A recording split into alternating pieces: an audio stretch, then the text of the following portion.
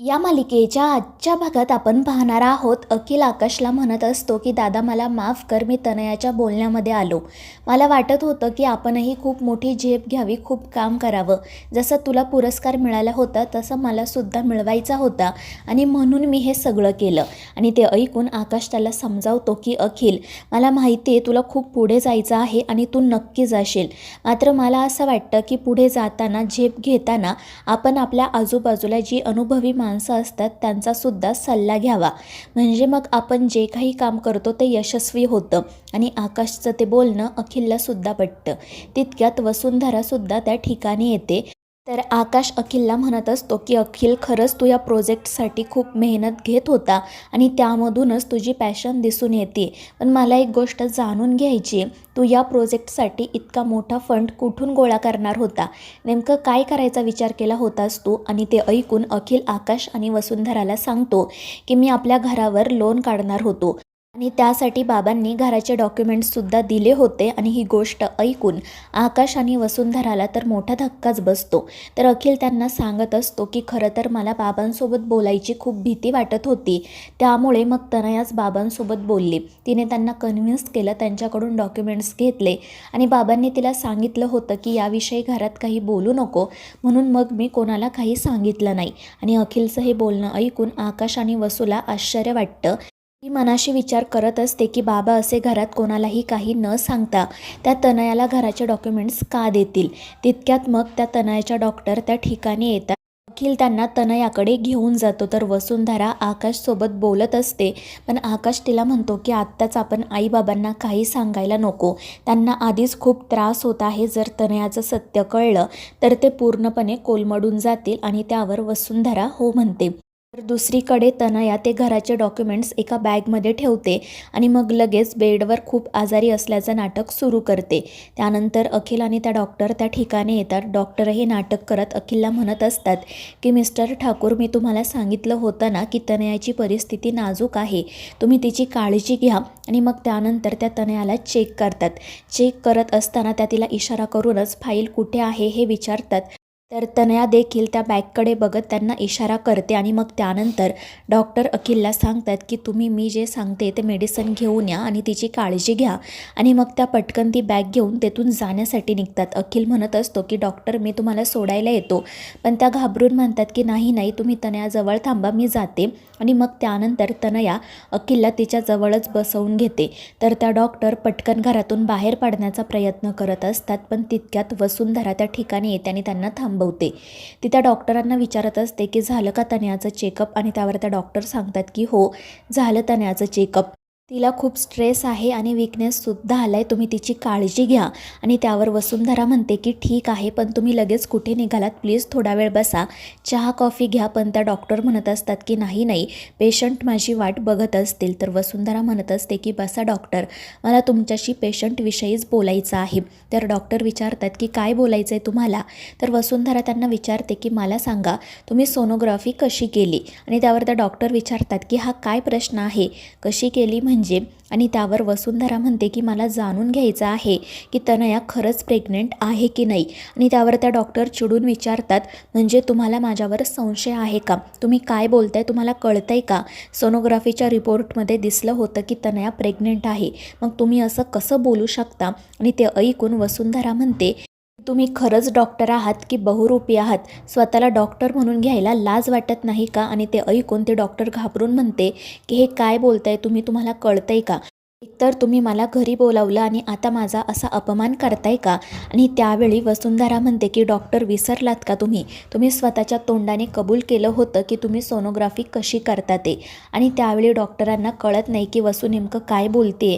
तर वसुंधरा हसतच त्यांना सांगते की आठवलं का तुम्हाला, एक राजस्थानी कपल तुमच्याकडे आलं होतं, ते कपल म्हणजेच मी आणि माझे मिस्टर होते. तुम्ही त्यावेळी स्वतःहून कबूल केलं होतं की पडद्याच्या पाठीमागे एक वेगळीच प्रेग्नंट बाई असते, तुम्ही तिची सोनोग्राफी करता आणि ते मॉनिटरवर दाखवता. आणि ते ऐकून ती डॉक्टर तर खूपच घाबरते. तर वसुंधरा म्हणत असते मला माहीत आहे की ती तनया प्रेग्नंट नाही आहे, त्यामुळे आता ही सगळी नाटकं बंद करा. आणि त्यावरती डॉक्टर घाबरून म्हणते की मॅडम मला माफ करा, मी हे जे काही केलं ना ते विशाखा मॅडमच्या सांगण्यावरून केलं, यात माझा काही दोष नाही आहे. तनया प्रेग्नंट नाही आहे. आणि त्याच वेळी नेमकी जयश्री त्या ठिकाणी येते आणि हे सगळं ऐकते. आणि डॉक्टरांच्या तोंडूनच तनया प्रेग्नंट नाही आहे हे कळल्यावर तिला तर मोठा धक्काच बसतो. ती त्या डॉक्टरांना विचारते की काय बोलला तुम्ही, तनया प्रेग्नंट नाही आहे का? आणि त्यावर त्या डॉक्टर घाबरून म्हणतात की नाही, ती प्रेग्नंट नाही आहे. मी त्या दिवशी एका वेगळ्याच बाईची सोनोग्राफी केली आणि ती तुम्हाला मॉनिटरवर दाखवली. मला माफ करा, मी हे सगळं त्या विशाखा मॅडमच्या सांगण्यावरून केलं. आणि हे ऐकून जयश्री तर पूर्णपणे खचूनच जाते. मात्र मग त्यानंतर ती मोठमोठ्याने तनयाला हाका मारत तिला खाली बोलावते. तिचा आवाज ऐकून घरातील इतर सगळेजण हॉलमध्ये येतात. अखिलही विचारतो की आई काय झालं, तनया आराम करते. तर जयश्री म्हणते की आराम गेला खड्ड्यात, तिला म्हणावं आधी खाली ये. तर तनया म्हणत असते की हो आई येते मी खाली. आणि मग ती खूप नाटक करत एकदम हळुवारपणे पावलं टाकत खाली येऊ लागते. तर जयश्री रागातच म्हणते की ये बाई, ही हळूहळू चालण्याची नाटकं बंद कर आणि पटकन खाली ये. त्यामुळे तनया घाबरून खाली येते आणि विचारते की काय झालं. तर जयश्री म्हणत असते की या डॉक्टर काय बोलतायत. तर तनया म्हणत असते की काय झालं डॉक्टर, मी तर तुम्ही सांगितलेली सगळी पथ्य पाळत आहेत. तर जयश्री म्हणते पण त्यांचं तर असं म्हणणं आहे की तू काही ऐकत नाही, तू कोणतेही नियम पाळत नाही, कारण मुळात तू प्रेग्नंट नाहीच आहे. आणि ते ऐकून घरातील सगळ्यांनाच मोठा धक्का बसतो. अखिलला तर काय बोलावं तेच सुचत नाही. तर तनया खूप घाबरलेली असते. तर जयश्री तिला विचारत असते की बोल तनया, सत्य काय आहे ते.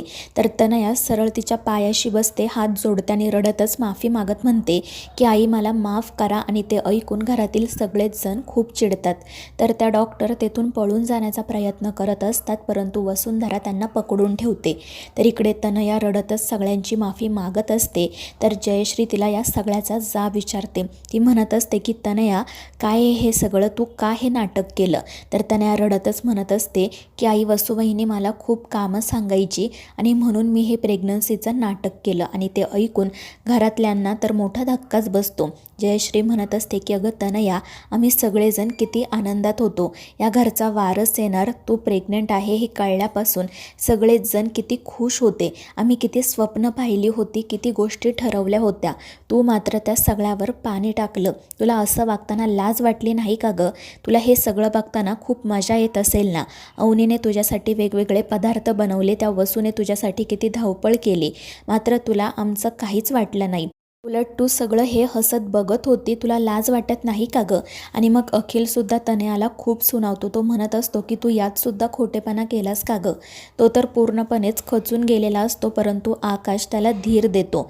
तर त्या डॉक्टर म्हणत असतात की प्लीज मला इथून जाऊ द्या.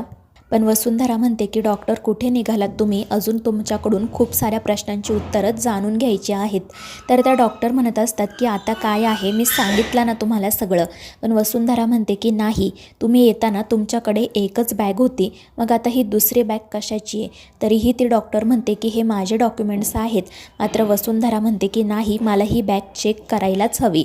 आणि ती त्या डॉक्टरांच्या हातून बॅग खेचून घेते आणि त्यामध्ये घराचे जे डॉक्युमेंट्स असतात ते व्यवस्थितपणे बघते. हे आपल्याच घराचे डॉक्युमेंट्स आहेत हे कळल्यावर वसुंधराच्या पायाखालची तर जमीनच सरकते. ती म्हणत असते की बाबा हे तर आपल्या घराचे पेपर्स आहेत. आणि ते ऐकून आकाश पटकन तिच्याजवळ येतो आणि ते डॉक्युमेंट्स बघतो. आपल्या घराचे पेपर या डॉक्टरांकडे कसे, असा सगळ्यांनाच प्रश्न पडलेला असतो. तर ते डॉक्टर घाबरून म्हणते की हे डॉक्युमेंट्स मला तनयाने दिले. विशाखा मॅडमने सांगितलं होतं की तनया जे काही देईल ते पटकन घेऊन या. आणि हे ऐकून सगळेजण तनयाकडे बघू लागतात. माधवराव म्हणत असतात की पेपर्स तर माझ्या कपाटामध्ये होते, मग ते तनयाकडे गेलेच कसे. आणि त्यावेळी अखिल म्हणतो की बाबा तुम्हीच ते पेपर तनयाला दिले होते ना. मात्र माधवराव म्हणत असतात की नाही अखिल, मी ते पेपर्स तिला का देईल. आणि बाबांचं हे बोलणं ऐकून अखिलच्या सगळाच प्रकार लक्षात येतो. तो खूप चिडतो आणि त्या तनयाला फरफटतच बाबांसमोर घेऊन येतो. तो तिला म्हणत असतो की सांग तू काय केलंयस ते. आणि त्यानंतर तनया रडतच सगळ्यांपुढे हात जोडते, माधवरावांच्या पायाशी बसत म्हणते की मला माफ करा, मी तुम्हाला काही न सांगता तुमच्या कपाटामधून ते डॉक्युमेंट्स घेऊन आले, कारण मला मम्माने तसं करायला सांगितलं होतं. आणि हे ऐकून घरातले सगळेजण तर अजूनच चिडतात. तनया रडत म्हणत असते की मला माफ करा, माझ्याकडून चूक झाली. पण जयश्री तिचं काही ऐकून घेत नाही. ती म्हणत असते की तनया तुला लाज वाटत नाही का गं? अगं घराचे पेपर्स असे बाहेर देणं म्हणजे घरची लक्ष्मी बाहेर देण्यासारखं आहे. तुला असं वागताना काहीच कसं वाटलं नाही? आम्ही तुला प्रेम देण्यात कुठे कमी पडलो? तुझ्या आईचा तुला गुण नाही पण वाण मात्र लागला.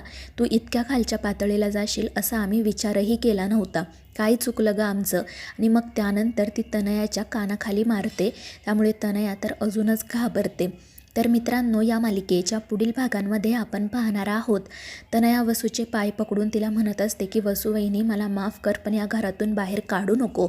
पण घरातील सगळ्यांनीच त्या तनयाला घरातून बाहेर काढायचं ठरवलेलं असतं आणि मग वसू तिच्या हाताला धरूनच तिला घराबाहेर काढते. तर मित्रांनो, या मालिकेच्या पुढील भागांच्या अपडेट्ससाठी आपल्या चॅनेलला सबस्क्राईब करा.